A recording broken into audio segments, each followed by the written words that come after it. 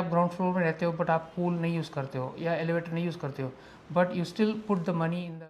तो और कितने तरह के कॉन्डोमिनियम्स होंगे? सो जो है 30 डेज वो दिया जाते हैं कि आप अपना एक रीगल काउंसिल से एक बार रिव्यू करा लो। इनका हायरार्की में वो आता है एक्चुअली ह्यूमन राइट्स कोड, वो इसीलिए क्योंकि मैं आपको।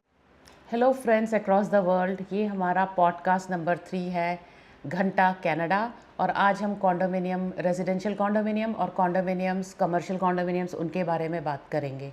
तो हमारे साथ हैं ये seasoned property manager Raj Iyer, and we will have some questions for him जो एकदम लेमैन पर्सपेक्टिव से, अगर आप न्यू हैं कनाडा में तो आपको ये समझ आएगा कि क्या होता है कॉन्डोमिनियम, क्या होते हैं रिजर्व फंड, और कौन होते हैं मैनेजमेंट कंपनीज़, और बोर्ड ऑफ डायरेक्टर्स क्यों ज़रूरी होते हैं, या फिर अगर बोर्ड ऑफ डायरेक्टर्स ठीक से परफॉर्म नहीं कर रहे या फिर कॉन्डोमिनियम में इनफ रिजर्व नहीं है तो फिर क्या होता है। तो इसमें काफ़ी सारी कॉम्प्लिकेशंस होती हैं और क्यों ज़रूरी है कॉन्डोमिनियम के बारे में जानना, और कॉन्डोमिनियम लिविंग एक कम्युनिटी लिविंग के जैसा होता है।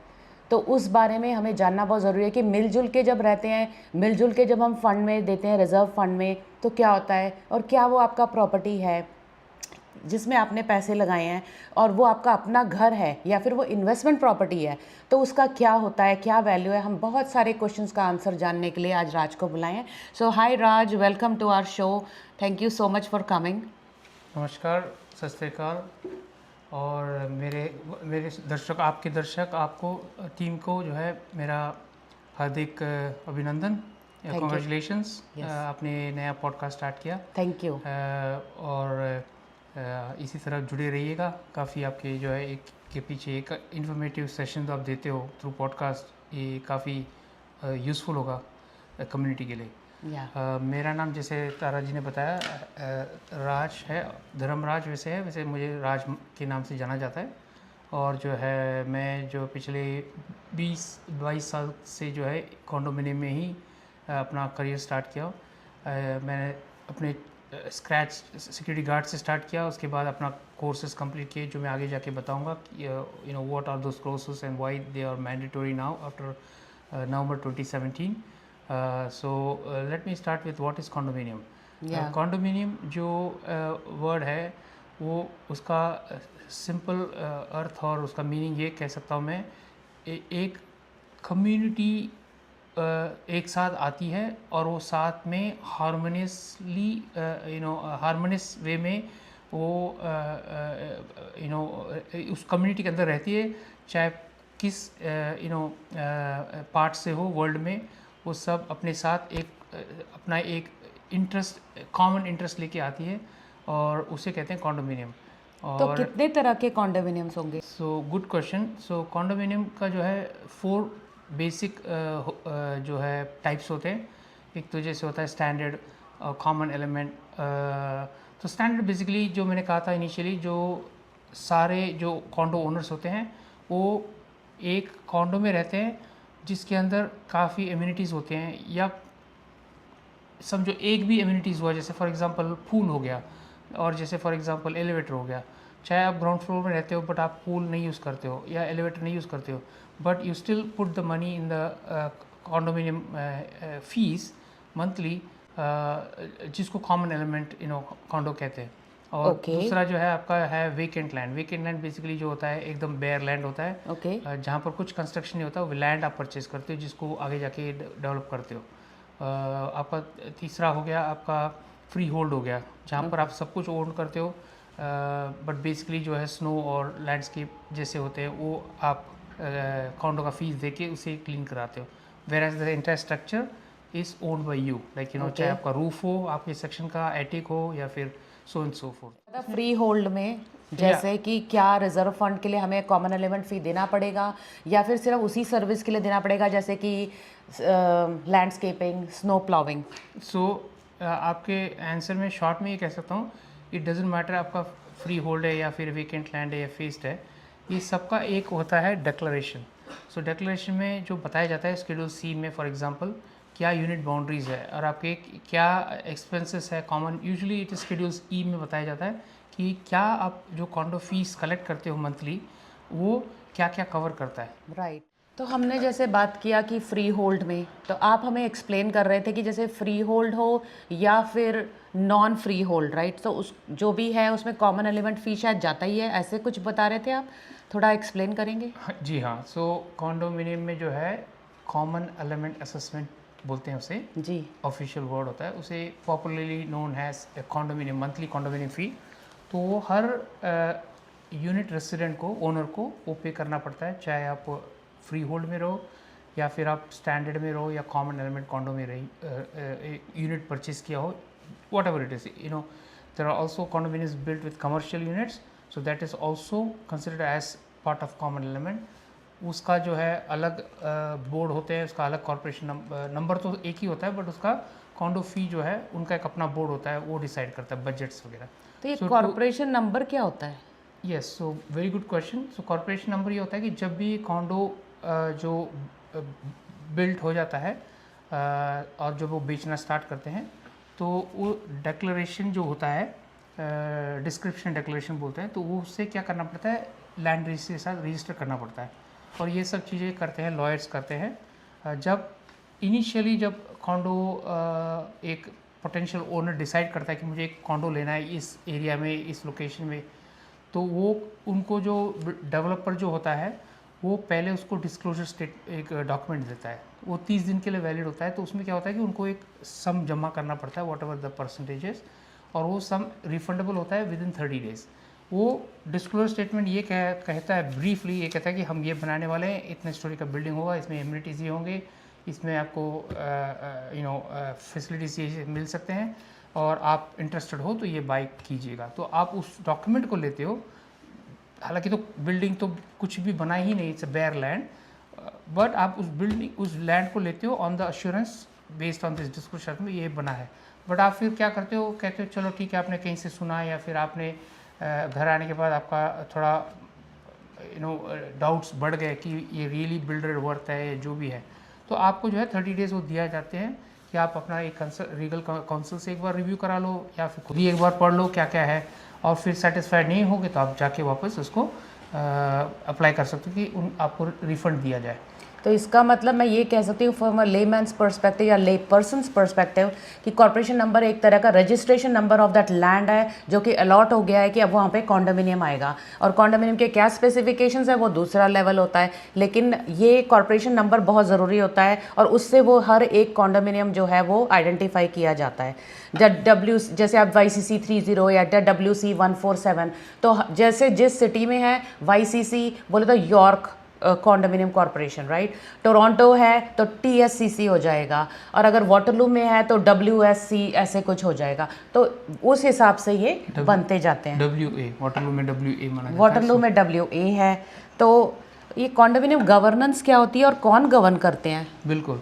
सो ये कॉन्डोमिनियम जो है एक जो डिक्लेरेशन जो है वो एक आप सिंपली अंडरस्टैंड करने के लिए आप समझ सकते हो कि वो एक कॉन्स्टिट्यूशन है, आपका जो कंट्री का कॉन्स्टिट्यूशन होता है उसकी तरह होता है।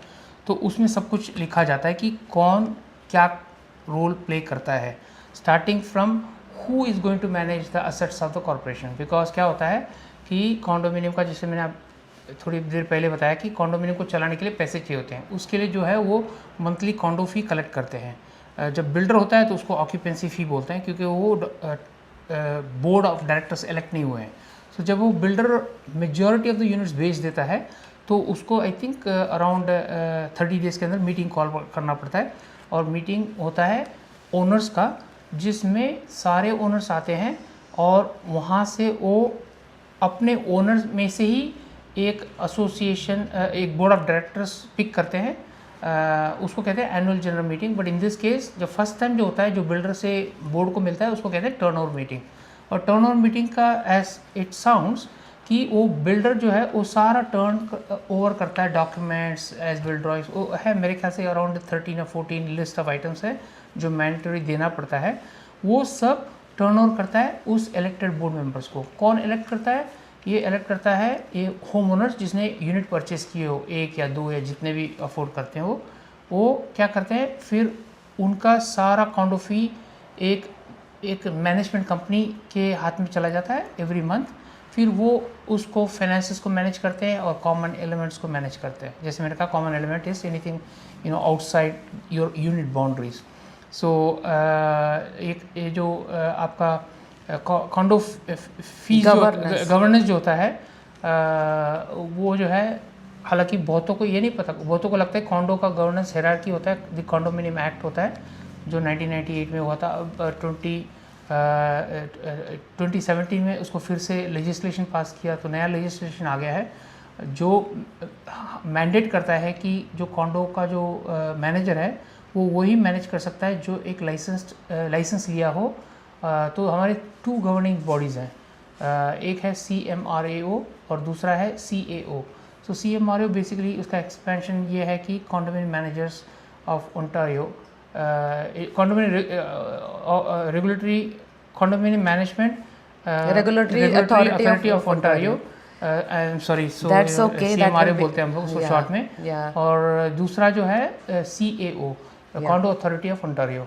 सो दोनों का मैं आपको रिस्पॉन्सिबिलिटीज़ बताऊंगा आगे चलते, बट ब्रीफली ये है कि द टॉप में जो आता है कॉन्डोमिनियम का हायरार्की में, वो आता है एक्चुअली ह्यूमन राइट्स कोड।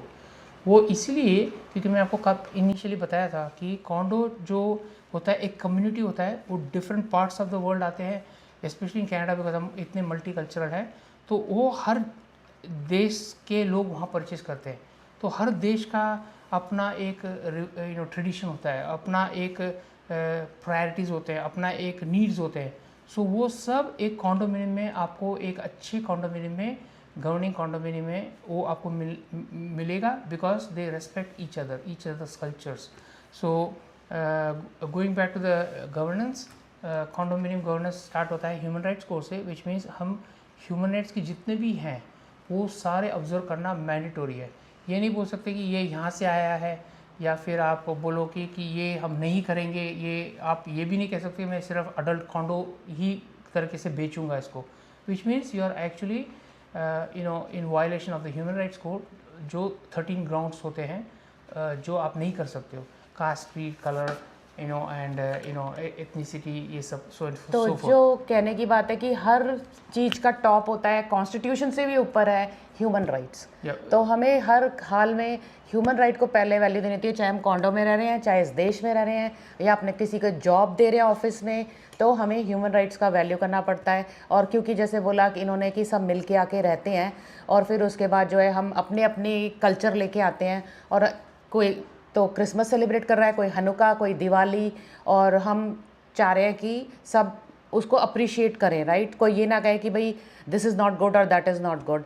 तो जब हम ये बात कर रहे हैं कि सब आके मिलके रहते हैं, तो हम बात करते हैं स्टेक होल्डर्स की। आपको हमारा ये टॉपिक अच्छा लग रहा है तो please subscribe, please help us grow, and we are gonna bring you more interesting topics. So help us by like, share, subscribe.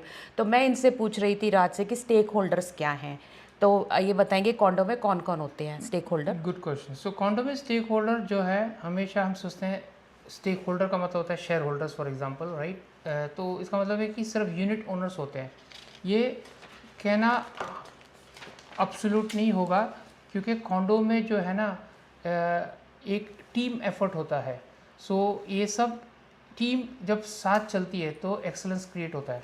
सो सबसे बड़े स्टेक होल्डर्स होते हैं कॉन्डो के बोर्ड ऑफ डायरेक्टर्स, जो होम ओनर ने उनको ट्रस्ट करके, जैसे मैंने कहा था इनिशियली, जब बिल्डर से ट्रांसफ़र होता है तो वो टर्नओवर मीटिंग के थ्रू उनको एक मौका मिलता है ऑल द होम ओनर्स को कि within their own communities who are also co owners, कि वो जाके एक उस मीटिंग में, पर्टिकुलर मीटिंग में जाके अपना राइट एक्सरसाइज करे। और राइट एक्सरसाइज का मतलब है कि आपको एक वोटिंग का अपॉर्चुनिटी मिलता है, आप पिक कर सकते हो। अगर वो कॉन्डो का डिक्लेरेशन कह रहा है कि बोर्ड ऑफ डायरेक्टर्स का जो वैकेंसीज है 3 है, क्योंकि it depends on every condor, bare minimum is 3, ज़्यादा उसका नेक्स्ट है 5 मेंबर्स, और कुछ कॉन्डोज में 7 है। It all depends on the number of units and how the declaration is written in terms of the terms of the bylaws and the number of positions. So ये मान के briefly चलते हैं, 3 एक कॉमन है सब मोस्टली कॉन्डोज में, चाहे वो टाउन शिप्स हो या फिर हाई राइज कॉन्डोमिनियम हो। तो ये जो होते हैं स्टेक होल्डर, इसमें होते हैं बोर्ड ऑफ डायरेक्टर्स, जो होम ओनर ने ट्रस्ट करके उनको बोला कि हमारा जो कॉन्डो फी हम देते हैं मैनेजमेंट को, बिकॉज ऑब्वियसली मैंने कहा ना नवंबर 2017 से इफेक्टिव एक कॉन्डो में एक मैनेजमेंट कंपनी होना ज़रूरी है, बिकॉज इन द पास्ट क्या हुआ कि काफ़ी मिसमैनेजमेंट होते थे, फ्रॉडुलेंट एक्टिविटीज़ होते थे, मैनेजर पैसे लेके चले गए, एंड वो सब क्या होते थे कि रेगुलेटेड नहीं थे। अब क्या हो गया कि एक रेगुलेशन आ गया है, जो मैंने कहा था CMRO जो उसको मॉनिटर करता है, वो हर एक मैनेजर को अपना licence of professional licence renew करना पड़ता है। For that they have to pass continued education points होते हैं। सो एनीवे बैक टू आपका जो है स्टेक होल्डर्स, उसमें आपका हो गया बोर्ड ऑफ डायरेक्टर्स, उसमें आते हैं सपोर्ट स्टाफ। ये बहुत इंपॉर्टेंट रोल प्ले करते हैं। सर फॉर एग्जांपल आपका एक हाई राइज बिल्डिंग है, चाहे वो लग्जरी हो या एवरेज हो या बेटर कॉन्डोमिनियम हो, उसमें ये जो हम समझते हैं कि एक क्लीनर का क्या रोल है। एक क्लीनर का रोल इतना बड़ा रोल होता है क्योंकि वो आपके कर्व अपील को मेंटेन करता है, आपके लॉबीज़ को मेंटेन करता है, आपके एलिवेटर्स को क्लीन करता है। सो हर एक इंडिविजुअल आपके कॉन्डो में जो है, जो एम्प्लॉयड हैं, चाहे वो एम्प्लॉयड हो या कॉन्ट्रैक्टेड सर्विसेज हो, मोस्टली कॉन्ट्रैक्टेड सर्विसेज होते हैं, वो क्या है कि एक रोल प्ले करते हैं। उसमें आते हैं सबसे इम्पोर्टेंट आल्सो आपके मैनेजर, जो असाइंड मैनेजर है। उनको ये पता है कि ये चीज़ कितने में खरीदी जा सकती है और ये चीज़ कितने में बेच रहे हैं। सो अभी बेचने का खरीदने की बात हुई तो आगे वेंडर, सो वेंडर आगे नेक्स्ट में वो बहुत रोल अच्छा प्ले करते हैं। फिर आते हैं आपके ऑडिटर। ऑडिटर क्या करते हैं, हर साल में एक बार मैंडेटरी जो है उनको ऑडिट करना पड़ता है, जो इनकम आया और एक्सपेंसेस हुआ। सो वो भी एक लेजिस्लेशन का एक रिक्वायरमेंट है। और वो ऑडिटर जो है अपॉइंट होता है बाय द ओनर्स। जैसे बोर्ड ऑफ डायरेक्टर्स को ओनर्स ने इलेक्ट किया, उसी तरह वो ऑडिटर को भी वो इलेक्ट करते हैं। ये इन द पास्ट एक मिथ होता था, एक क्या बोलते हैं, एक ओवरसाइट होता था कुछ मैनेजमेंट कंपनीज के साथ या फिर मैनेजर्स के साथ। वो कहते थे कि नहीं, ये ऑडिटर हमें बताएंगे क्या है। नहीं, ऑडिटर ही एक बंदा है जो ओनर को रिपोर्ट करता है, ना बोर्ड मेंबर को, ना मैनेजमेंट को। तो ये प्लीज़, अगर आप कॉन्डोमिनियम में रहते हो और आपको ऑडिटेड फाइनेंशियल्स नहीं देता है AGM पैकेज के साथ, at least 15 days before the AGM annual general meeting और स्पेशल जनरल मीटिंग, तो प्लीज़ आप इसको फर्दर इन्वेस्टिगेट कीजिए। और जो भी मैं अभी बोल रहा हूँ, अभी तक मैं जो बोला हूँ, एक छोटा सा डिस्क्लेमर कहना चाहता हूँ कि मैं कोई लीगल ओपिनियन नहीं दे रहा हूँ, मैं जस्ट अपना एक एक्सपीरियंस और अपना knowledge skills in this particular subject matter में शेयर कर रहा हूँ। सो अगर आपका कोई स्पेसिफिक केस हो, जो भी है, आप कमेंट कर सकते हैं। बट आपको जहाँ लगता है कि यहाँ पर एक लीगल अप्रोच की ज़रूरत है, तो you must consult, because her case although लगता हुआ एक जैसे, बट एक ही जैसा रूलिंग मिलना कोई गारंटी नहीं है। तो इसीलिए आप इसको एक गाइडेंस ले सकते हैं, इसको बेसलाइन ले सकते हैं। और आपको अगर कोई लीगल आपके बिल्डिंग में आपके उसमें कोई है, तो आप कॉन्डोमिनियम लॉयर लुकअप कर सकते हैं। लॉ सोसाइटी ओंटारियो को रीच आउट करके पूछ सकते हैं कि कॉन्डोमिनियम लॉयर्स कौन कौन है, वो आपको नाम देंगे उनकी डायरेक्टरी से, या फिर आप खुद भी लुकअप कर सकते हैं ऑनलाइन में। और कॉन्डो लॉयर्स को रीच आउट करके उनसे आप एडवाइस ले सकते हैं। कंसल्टेंसी फ़ी होती है, नहीं होती है, वो सब अलग बात है, वो आपसे उनसे पूछना पड़ेगा।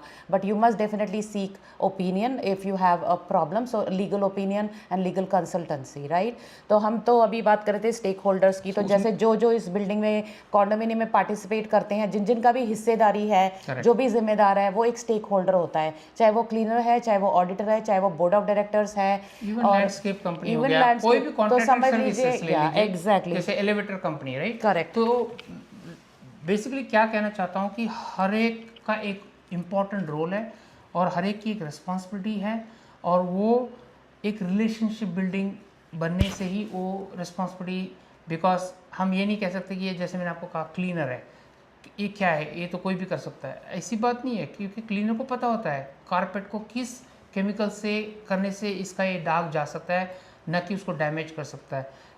क्योंकि समटाइम्स एक ग्रैंड माँ का एक रेसिपी होता है, ओ विनेगर से क्लीन कर दो। There are certain things you should not use, but अगर आप यूज़ करते हो और प्रॉपर प्रोडक्ट, सो उसका सब्जेक्ट मैटर एक्सपर्ट है आपका क्लीनिंग कंपनी। अभी आपका लैंडस्केप है, लैंडस्केप के बारे में क्या, किस सीज़न में प्लान करना चाहिए, क्या नहीं प्लान करना चाहिए, क्या निकालना चाहिए, क्या वीड हो सकता है, वो क्या है एक लैंडस्केप कंपनी का, जिसको हम कहते हैं ईयरली ग्राउंड मेंटेनेंस। वो ही कंपनी जो आपको ice management, which is like snow removal and salting, right, वो बहुत बड़ा एक इम्पॉर्टेंट रोल है स्पेशली बिकॉज वो एक ह्यूज लाइबिलिटी कैरी करता है कॉरपोरेशन के लिए।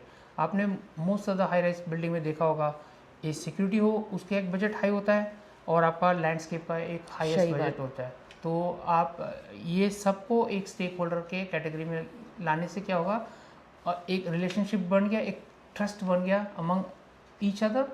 और हम हमेशा एक ऐसा मान के चले, एक ओपन माइंडेड, कि अगर कोई सर्विस इशू है, ये नहीं कि जस्ट ये कहते कि ये कॉन्ट्रैक्टर एक तो एक्सपेंसिव है या तो मैं ये काम नहीं करता।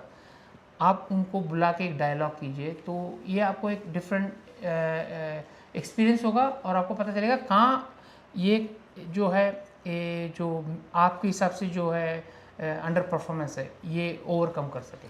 जी बिल्कुल ठीक, आपने बहुत अच्छा कहा कि सारे स्टेक होल्डर्स एक तरह का एक टीम होता है और ये सारे टीम मिलकर बेटरमेंट ऑफ द कॉन्डो और मेंटेनेंस ऑफ द कॉन्डोमिनियम करते हैं और एक कम्युनिटी लिविंग है। तो लोग हो गए, कॉन्ट्रैक्टर्स हो गए, बोर्ड ऑफ डायरेक्टर्स हो गए, ऑडिटर्स, सब मिलकर कहते हैं कि इस प्रॉपर्टी का हमने वैल्यू अच्छा रखना है, इसको मेंटेन करके रखना है और इसमें सबका, रेसिडेंट्स का, ओनर्स का, जो इन्वेस्टमेंट प्रॉपर्टी है, चाहे वो टेनेंट्स रहते हैं वहाँ पर, everybody has a role to keep it in good condition. Good repair कहते हैं यहाँ पर कनाडा में, the word is good repair. या एक वर्ड ऐड करना चाहता हूँ इसमें, आपने बहुत अच्छा किया, आपने यूज़ किया वर्ड टेनेंट। हम कॉन्डोमिनियम में प्रेफरेंस ये देते हैं कि आप सबको यूनिट रेसिडेंट बोलिए, क्योंकि यूनिट रेसिडेंट से क्या होता है कि जब यूनिट ओनर जो है ना, जब वो रेंट करता है, वो अपना सारा राइट्स जो है अपने टेनेंट को देता है। बट आप कभी भी उनको एड्रेस ये नहीं कीजिए, ओ आप तो टेनेंट हो, आप टेनेंट नहीं हो, because he is also exactly the owner except he can not vote at the AGM। So that's the only difference. So जैसे आप टेनेंट्स को भी कॉन्फिडेंस में लेके उनके साथ चलोगे, उनको समझाओगे कि रूल क्या होता है, क्यों होता है, डिक्लेरेशन क्या होता है, बायलॉस क्या होता है, वो आपको ओनर से बेटर आपको कभी कभी मिलेंगे, जो आप समझते हो कि ऐसा नहीं होता।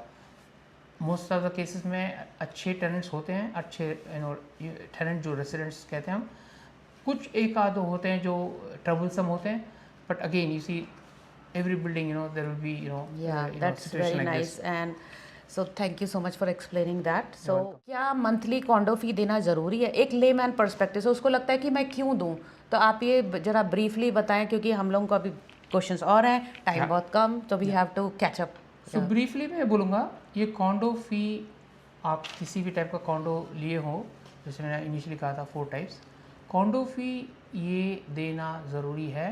ये कोई मैनेजमेंट नहीं कह रहा, ये कोई बोर्ड नहीं कह रहा, ये डॉक्यूमेंट आपने जो साइन किए हैं, सेल परचेज जो आपको बेचा था, आपने ओरिजिनली बिल्डर से लिया या फिर आपने रीसेल के थ्रू लिया, उसमें लिखा गया है कि आपका condor fee, I think it is schedule E, जो आपको बताता है कि परसेंटेज शेयर क्या है आपका। शेड्यूल F बताता है कि प्रोपोर्शनल शेयर कितना है, क्योंकि कॉन्डो जो है ना, एंटायर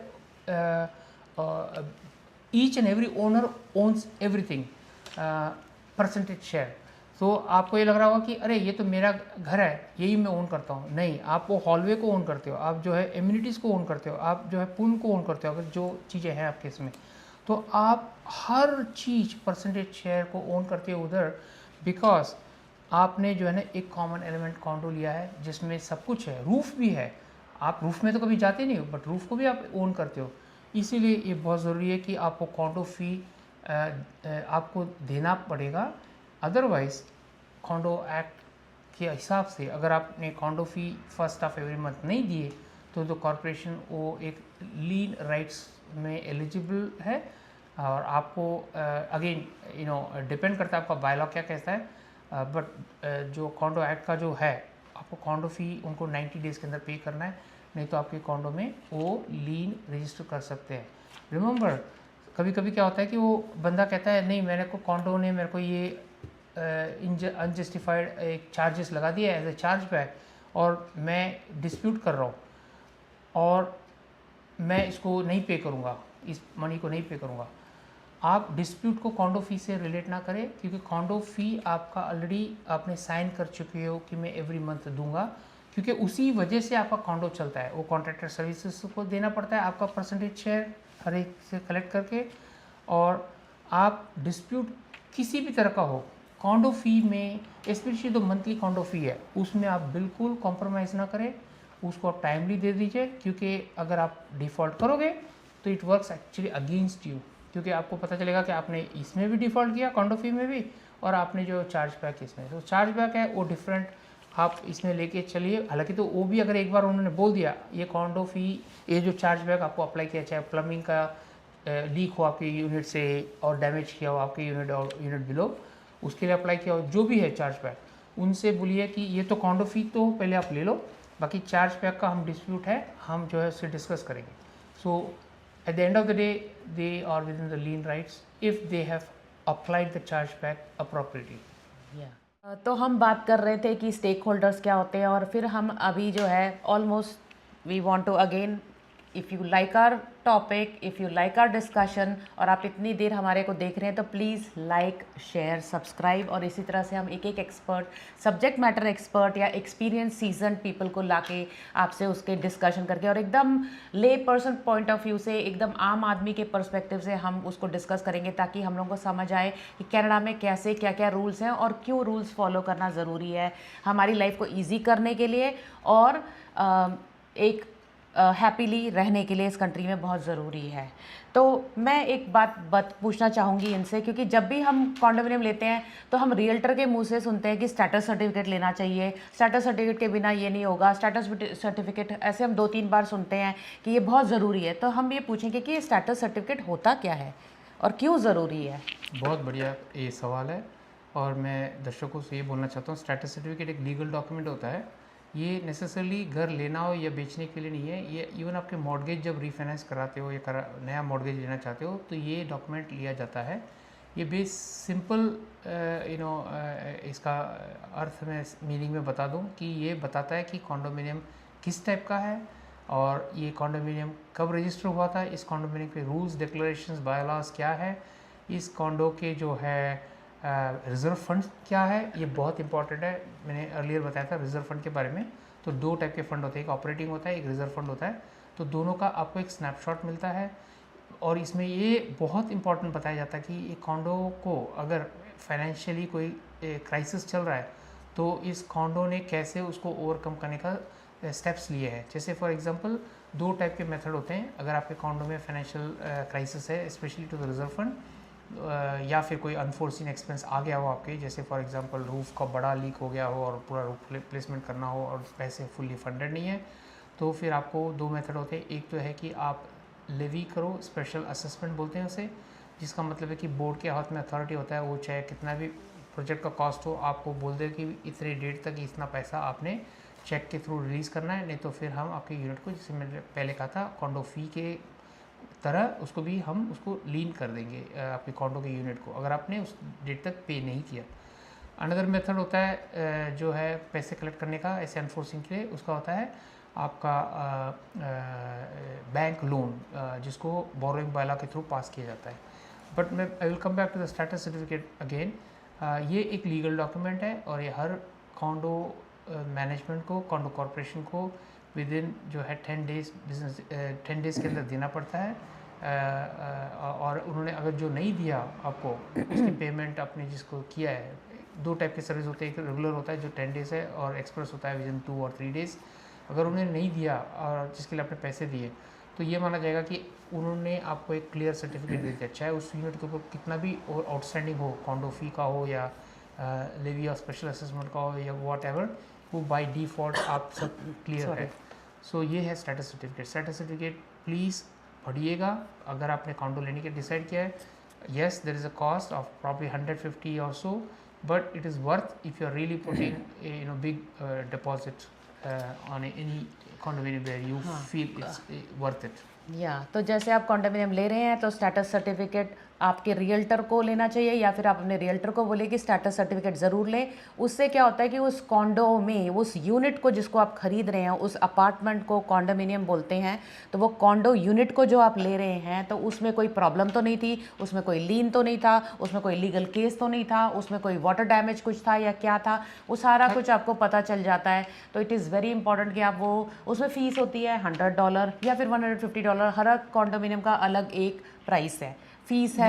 मैं जस्ट करेक्ट करना चाहूँगा, हर एक ऐसा नहीं है, एक सेट है प्राइस जो पिछले आई थिंक 30 ईयर्स से चेंज नहीं हुआ है अप्रॉक्सीमेटली, जिसके बारे में बात चल रहा है, तो एवरेज जो कॉस्ट है जो 150 ले रहे हैं आजकल, कुछ 100 भी लेते हैं, बट ये कोई ऐसा नहीं कि कोई भी मैनेजमेंट अपने हिसाब से 500 ले ले या 600 ले ले या 1000 ले ले। No, it has to be reasonable. तो अभी करंट मैं बोलूँगा कि 150 मान के चलिएगा। एक्सप्रेस के लिए जो 3 दिन का या 2 दिन का डिलीवरी होता है उस डॉक्यूमेंट को ईमेल करने का या अपलोड करने का, which is around like $300। But आपको ये लेना बहुत ज़रूरी है। इस डॉक्यूमेंट में सब कुछ दिया जाएगा। जैसे मैडम ने कहा कि वो लीक के बारे में बताएंगे, नेसेसरली उस यूनिट के अंदर क्या हुआ उसके बारे में नहीं डिस्क्लोज होगा, वेरएस कॉन्डोमिनियम में क्या हो रहा है या क्या हुआ उसके बारे में जनरल इन्फॉर्मेशन होगा। और मोस्ट इम्पॉर्टेंट ये डॉक्यूमेंट ये क्लियर करेगा, जिसके लिए आपने रिक्वेस्ट किया है, कि ये पर्टिकुलर कॉन्डो कोई ओ तो नहीं कर रहा कॉन्डो को। तो ये बहुत ही अच्छा रहा कि हमें ये पता लगा कि सेटल सर्टिफिकेट क्यों ज़रूरी है। और ये जैसे बोला कि आई करेक्ट माई सेल्फ कि वो यूनिट स्पेसिफिक ज़्यादा इन्फॉर्मेशन नहीं देगा, लेकिन क्या उस कॉन्डो उस यूनिट पे लीन है एटलीस्ट वो तो आपको पता चल जाएगा, राइट? कि पहले वाले ने उसमें कोई कॉमन, पहले ओनर ने उसमें कोई कॉमन एलिमेंट फ़ी जो देते हैं उसमें कोई लैप्सेस तो नहीं हो गई हैं, करेक्ट? लेकिन मेरे को एक बहुत ज़्यादा जो सबसे ज़्यादा लोग क्वेश्चन पूछते हैं कि भाई उस कॉन्डोमिनियम का तो फीस ज़्यादा है, मैं वहाँ पे कॉन्डो कैसे ले लूँ? तो फिर क्या ये बहुत ज़्यादा ज़रूरी है मेरे को क्योंकि मेरा खुद का कॉन्डोमिनियम है और टोरंटो में, और उसका मेंटेनेंस फ़ी है 1000, राइट? $1000 per month. तो आप समझिए ये जैसे कि एक मॉर्गेज का पेमेंट के बराबर हो गया। तो वो आपको लगता है कि वो वैल्यू है, या वो क्यों एक डिटरमिनेंटल फैक्टर है किसी भी कॉन्डो को सेल करने के लिए या फिर वो परचेज़ करने के लिए? तो ऐसा क्यों है और क्यों नहीं होना चाहिए ये चीज़, ये मैं इनसे पूछना चाहती हूँ। सो फर्स्ट एंड फॉरमोस्ट ये कंपैरिजन जो करते हैं कि मेरे फ्रेंड का कॉन्डो मेरे बगल में ही है, उसका कॉन्डो 2 साल पुराना है, उसका कॉन्डो फ़ी सिर्फ $300 है, और मेरा कॉन्डो 40 साल पुराना है और मेरा कॉन्डो फ़ी जो है $1200 है। प्लीज़ ये आप कंपैरिजन एप्पल टू एप्पल बिल्कुल नहीं है। और ये जो आप कॉन्डो फ़ी जो डिक्टेट होता है, जो स्टार्ट होता है, ये आपके कॉन्डो का रजिस्ट्रेशन डेट से स्टार्ट होता है। सो फॉर एग्जांपल अगर आपने 40 साल पहले कॉन्डो लिया तो इसका मतलब है कि आपने ये जो 40 साल पहले जो लैंड का रेट था उस टाइम पे उसने डेवलप करने खरीदा, उस डेट से लेकर आज तक 40 साल में वो ग्रेजुअली इस लेवल पे पहुंचा है, विच इज़ 1200 और 1400 व्हाटएवर। वेरस नए कॉन्डो में उसने स्टार्ट ही प्रॉबली किया होगा और as today's date, depending again which city you are in, और कहाँ से आप किस से ख़रीद रहे हो, किसने बनाया है और क्या लोकेशन था, क्योंकि लोकेशन का भी स्क्वायर फुटेज रेट डिफरेंट होता है। So everything depends on the current market rate of that particular property, you know, the parcel of the land. So ये बिल्कुल ऐसे कंपैरिजन ना कीजिए। येस, वो स्टेटस सर्टिफिकेट में आपको इन्फॉर्मेशन इतना मिल जाएगा कि आप ये चेक कर सकते हैं कि उनका ऑडिटेड फाइनेंशियल भी होता है उसमें डॉक्यूमेंट में, वो किसने ऑडिट किया है और क्या ऑडिट किया है, क्या इनकम था, क्या एक्सपेंस था, अगर उनका डेफिसिट था तो कहाँ डेफिसिट था, यू नो, क्या कोई ऐसा उन्होंने बजट बनाया जिसका जो 2 टाइम्स कॉस्ट उन्होंने किया, तो किया तो क्यों किया। सो ये सब डॉक्यूमेंट्स उस स्टेटस सर्टिफिकेट डॉक्यूमेंट सब मोरल्स पता चल जाएगा। नहीं हो तो भी आप क्वेश्चन पूछ सकते हो जिसने उसको इशू किया कि गिव मी मोर डिटेल्स, या आपका लॉयर ये सब चीज़ें करने में एक्सपर्ट होता है, तो इसलिए उनकी तो भी आप हेल्प ले सकते हो। या लास्ट एक चीज़ कंपैरिजन करती हूँ कि आप एक हाउस ले रहे हैं टोरंटो में और आपका एक कॉन्डोमिनियम है टोरंटो में, राइट? तो आज की डेट में आपको यूटिलिटी फ़ी, हाइड्रो फ़ी, यहाँ बिजली को हाइड्रो कहते हैं, हालांकि हाइड्रो स्टैंड्स फॉर वाटर, तो ये वाटर एनर्जी से प्रोड्यूस होता है इसीलिए ये हाइड्रो कहते हैं। इलेक्ट्रिसिटी जो प्रोड्यूस होता है थ्रू वाटर, सो इस हाइड्रो कहते हैं।